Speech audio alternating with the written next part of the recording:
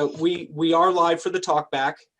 As soon as, ladies and gentlemen who are tuning in, please put your questions in the comments below. When we see them come in, I will ask them to the group. Just be aware there's about a 30-second to a minute delay between when you put them and when we see them. So it may take a minute or two. And on that note, I will turn it over to tonight's director, Jan Boehner. Okay, thanks.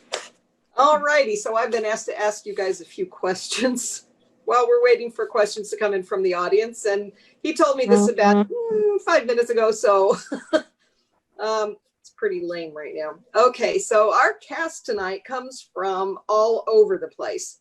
Some of the people who are with us tonight were with Sedalia Community Theater years ago and have since moved away. And we also have some new friends joining us this time. So to start off, why don't you introduce yourselves and where you are now?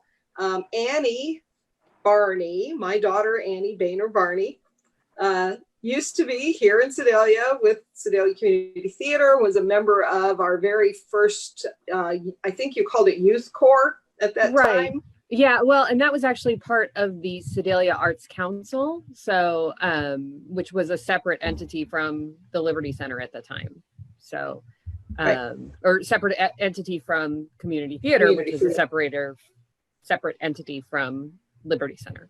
So we had all kinds of organizations. Now I'm in Kansas City with my family. I studied theater for a while in college and taught theater for a while, high school theater, and now I am a homemaker and playing on Zoom theater for fun. Cool. And the Bachmans used to be members of Sedalia Community Theater, did many productions, and in fact we have an actual connection to the musical My Fair Lady, which I did not find out about until the other day. Would you tell us about that? Yeah, I was the fair lady. And you were gorgeous. Not as fair as we would like. Hey! Yow! So we were in Sedalia and worked with Liberty Center, and in a production of My Fair Lady, gosh, I don't even remember exactly when it was. 2007. I played. When was it? 2007. 2007. I played Colonel Pickering. And Chelsea Turner was also in that production, correct? But not as Eliza. No. I got stuck in the back somewhere because I neither sing nor dance. I was Pickering because I neither sing nor dance, and Pickering just sits on the stage an awful lot and says, there. Quite right. So where are the Bachmans now? We're in New Jersey. Jersey, bruh. So quite a long ways away. And Brittany Copeland is our new friend. Brittany, would you like to tell us where you are and what you're doing?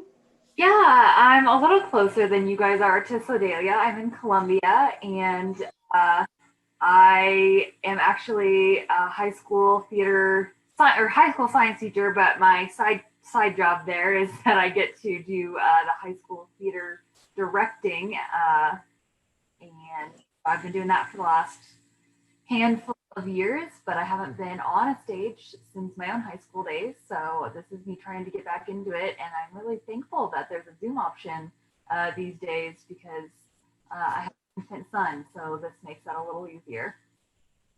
Great. Thank you for joining us. We really enjoyed having you with us. So the rest of the cast, is there any particular thing that attracted you to doing this play? I was dying to do any kind of theater. I miss it a lot, but I haven't stopped since we started it in the summer. So I've been doing a lot of theater. And just as a note, Allie is actually directing our next Zoom theater show. She's doing an adaptation of The Monkey's Paw. Casting notice will go up very soon, and that will be playing on October 24th. So is that an all ages or a junior theater? All ages. All ages. Oh, that's a great play.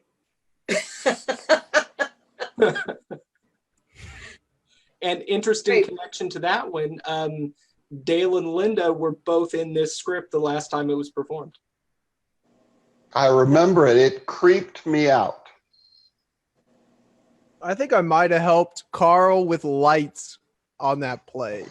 Yeah, you helped out in the background for that. I used to teach the short story when I was an English teacher. Mm-hmm. I remember I learned about Monkey's Paw in 8th grade, and we read the short story, and I think we watched a movie that was in black and white about it or something. And everyone was like, "Oh no, it's black and white," and I was like, "Yes, black and white," because I was just that like dorky, angsty, like, yes, give me some culture. I love that. I had a real struggle getting kids to accept black and white movies. Okay, So anybody else want to talk? Oh, sorry, we have a We've had question? some comments come in. Okay. So Wendy Klein Tank has said, fantastic job, everyone. So thank you, Wendy. I'm glad you enjoyed it. And she asked, what was everyone's favorite part of the show? And Yo! John was doing a terrible Cockney accent. Pretty That good. was probably, yeah, for me, that's probably the most fun that's probably the most fun whenever I got to Cockney it up at the beginning of the show. Cause like, you just don't have a lot of rules. It's very big and lots of fun and oof, yeah. Getting to make awful noises that Jeremy then had to imitate. That was fun too.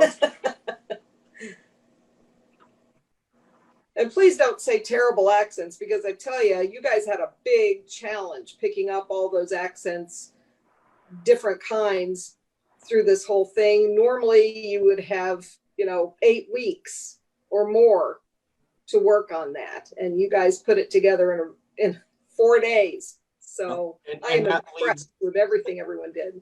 That leads into another one of our comments. This one is from Amber Hutcherson.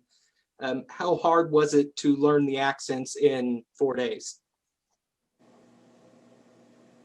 Well, if I'd had a bit more time, I think I got Cheltenham and Harrow, but I'm pretty sure Cambridge escaped me. What about India? So, I don't know. We had just done a play here in New Jersey. We were in Calendar Girls, right, with Mom. Yeah. And we had to do British accents, but yeah, I got to do Cockney at that time, so it was that's what I wanted to revert back to. That's the one I learned the most, and not that my accent was any good, but I did not hear the Cockney coming through this time. So right, that yeah, was a challenge for you. I mean, it's whatever. So some additional comments. Linda Hopkins Klein Tank has said, bravo, extraordinary. Thank you, Linda. I'm glad you enjoyed the show. Gabe Sokolowski has said, great job, everyone. Virtual roses for all. John Criswell. This was such a pleasant surprise to pop up on my Facebook. You all did such a wonderful job. Loved it. I'm glad you enjoyed it, John. Absolutely. Richard Boehner said, enjoyed it immensely, laughed out loud. Oh, good. It didn't come up the stairs, so I couldn't hear it. John Criswell commented again, it helped that it's one of my favorite plays ever. We've had a lot of people say that they really like this play, so I'm glad you did as well. Thank you. Yes, now I want to do it on stage. It would be a fun one to do on stage. Linda Hopkins Klein Tank again. Kudos to your improv during technical difficulties. When we were off camera between the two streams, we were actually teasing them good-heartedly about their improv, but I agree, their improv was very good. Should we go back to your machines? And then Gabe Sokolowski has said, kudos to Carl's accent. I hope that was your actual voice and that my normal voice is when I'm putting on an accent. And no, Gabe, no, just no. So those are all the comments at the moment. Jan, did you have another question ready? I really don't. Well, for the chat, like what would they like to see in the future? Like, is there anything good. specifically for the viewers that might be interesting? I just wrote down Calendar Girls on my list. Well, I don't know if that's a very good cam show kind of situation. No, I'm talking about for later on, maybe when we get back in the theater. Okay, yeah, maybe. I love that movie. I haven't seen the play, but I really want to. Yeah, lots of women in that one, so that makes That it was good, for good. you guys, probably. Good. Yo, in the alternative, Dad and I were in Full Monty in Sedalia, so. You know, Yeah, Calendar Girls. I went to go audition because I thought I'd just get a little bit part, and I got one of the main roles. Oh, nice. and then yeah. of course, I got a role in that. Yeah, he was the photographer taking pictures of his mom. It was not really very good, but it's theater, so we made it work. Eric, did you actually audition for that one, or did you? Absolutely, I've never auditioned in my life, dude. I've been in like 10 plays. I've never auditioned. Okay, you're gonna get all the ladies on here very upset with you if you keep saying that. Cause see, we all show up to auditions, we bring it, and we get 3 lines. A guy shows up and is like, "I can breathe," and gets the main role. Oh, and I'm good at it though. Time. True, it's true. I'm good at breathing. I'm alive. Sometimes that's why I'm not. No. Full Monty, I definitely did not sign up for. Somebody dropped out, and my dad was already in it, and he's like, "Bro," and I'm like, "Dad, come on, bro," and he's like, "Bro," and I'm like, But Big Ass Rock was the greatest song ever. That was so good. It is a really good song. It was so good. We did the scooter thing. It was.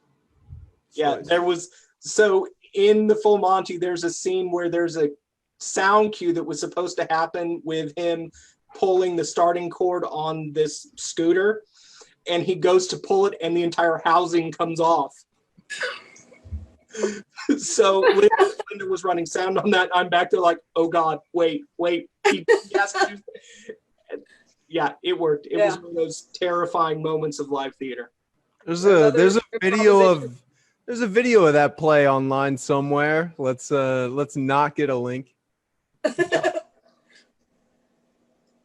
So another comment from John Criswell, Cam Show musical. We have talked about doing a musical over Zoom. The problem we run into is how to sync up the music, because we've got 10 different feeds here that all have different timings, and it's terrifying without adding music to it. So we talk about it and we're trying to figure it out. So maybe that's all I can say. There was something that had all solos, and each soloist had the music in their own room with them. Something like that.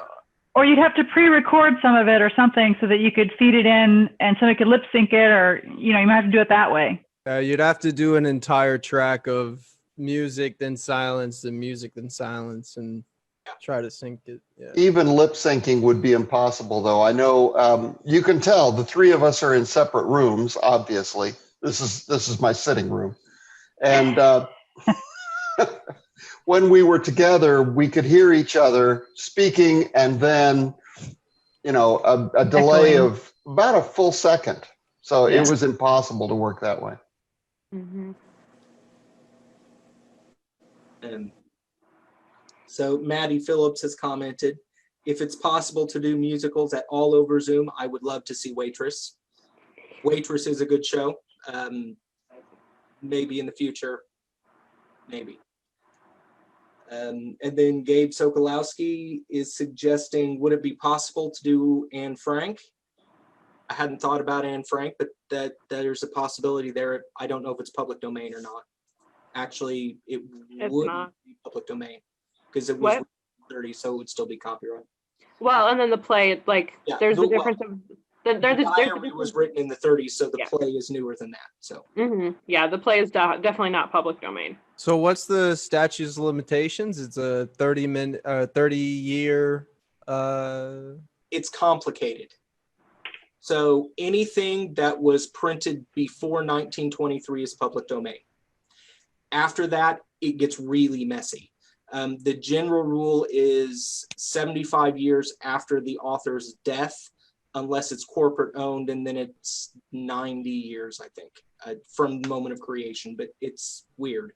And you always have to check, because some things are copyrighted that shouldn't be, and some things that should be copyrighted aren't.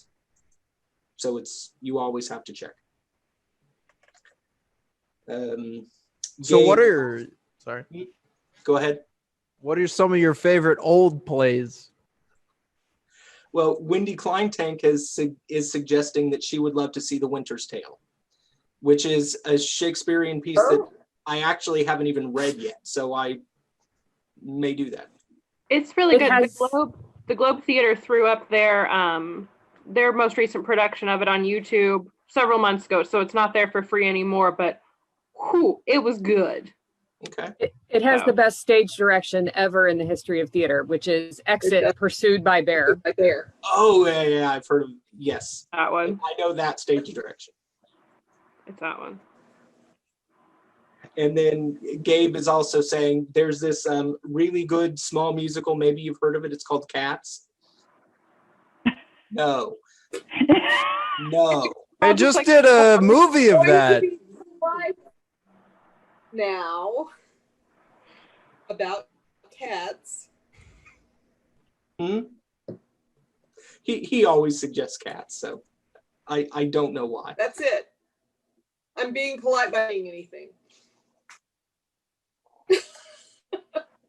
Somebody always before anyone brings up doing our own adaptation of it, Old Possum's Book of Practical Cats is still in copyright, so no.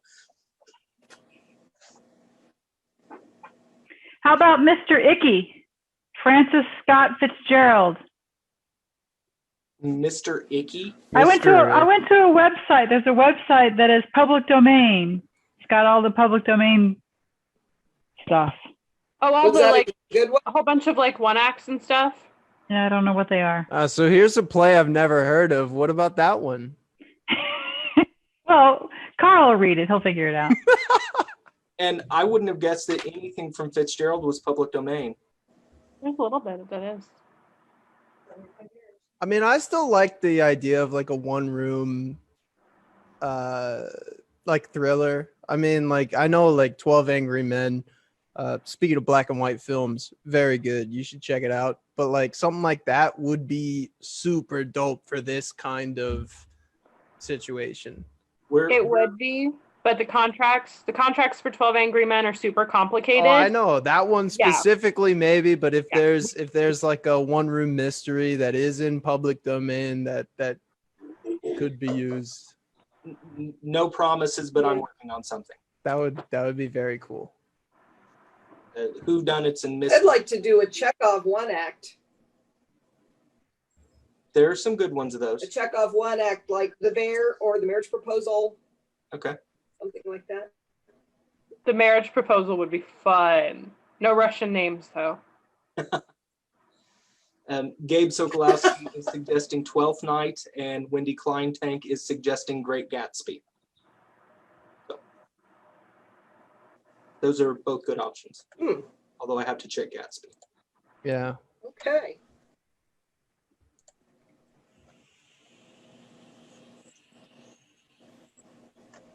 I wonder if it would be feasible to adapt either a short story or a novel that's in public domain. Well, I believe you did it, Carl, with the £1 Million Banknote. I did £1 Million Banknote. And have a narrator. Mm-hmm. Yeah, a narrator and then actors to speak the dialogue. Mm-hmm. I started working on Tom Sawyer, but it's all of getting a through story that would be long enough and still interesting, and how much do you have to cut, and it felt like more than I could handle at the moment. I'm looking at some other smaller pieces. It would be a rush, bro. Poe could be a good choice. We talked about Poe. Yeah, we did some Poe pieces in Along with, Warrensburg once.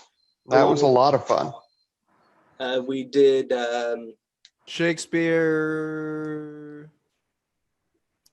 In abridged. abridged, right? Yeah. no, Yeah. I'm thinking of the Poe pieces though, because we did Telltale Hearts, and then Poe has one called The Devil in the Belfry, which is just a hoot. It's weird. That's a blast. Funny. So much fun. I have not read that one. Yo, a horror angle isn't bad. Like that's we could do like That's- Dracula or something. I think Dracula's in the public domain. The original story, certainly. So if somebody wants to work on that adaptation, Yeah, if anybody just has 30 extra hours. So, Eric, are you volunteering? To play Dracula? Absolutely. Oh no, to adapt it first.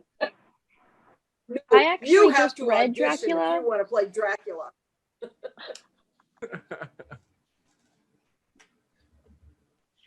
It'd be kind of cool to do like original Brothers Grimm's kind of stuff, though. Those are Ooh, Very- there's a good one. Yeah. Oh, the short stories. What are the Yeah. like fables? We could like Aesop's fables kind of thing.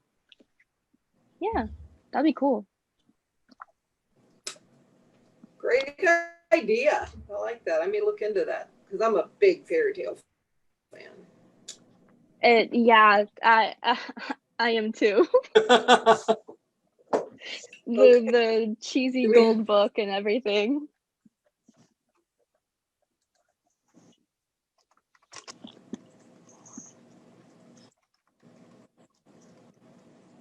Allie, were you just speaking? Your Yeah, I was audio just wasn't talking coming about. through. Oh, I just said that I had a Grimm's fairy tale book. I also have The Legend of Sleepy Hollow. My bookshelf is right in front of me, and I'm trying to think of stuff that I have in front of me that's Oh, public domain. I don't know if this it's would old. be. Sleepy Hollow could be really fun too. Oh my gosh, a puff of dust. I do not read enough.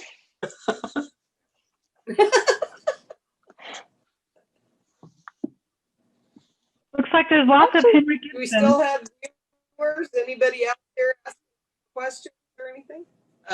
We had a few more comments coming in. Maddie Yep. Phillips has Could be suggested freezing. Lion, the Witch, and the Wardrobe, or any of the Chronicles of Narnia.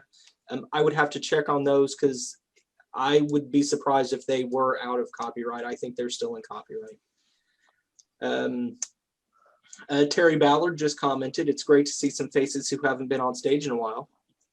So, but having said that, it does feel like the comments are winding down a bit, and we've been going for a while. So, unless anyone has something profound to say, I think we're good. Okay. So, ladies and gentlemen, thank you for tuning Okay. in to our talk Well, back. thanks again, everybody. Oh, thank you, Jen. Thanks, Carl. Thanks everybody involved. Yeah, this was a blast. Thanks. We look forward to seeing everyone at our next production, which will be The Monkey's Paw, directed by Allie Bolin, on October 24th. Thank you, everyone. Just in time for Halloween. Yes, just in time for Halloween. So, and with that, we will sign off.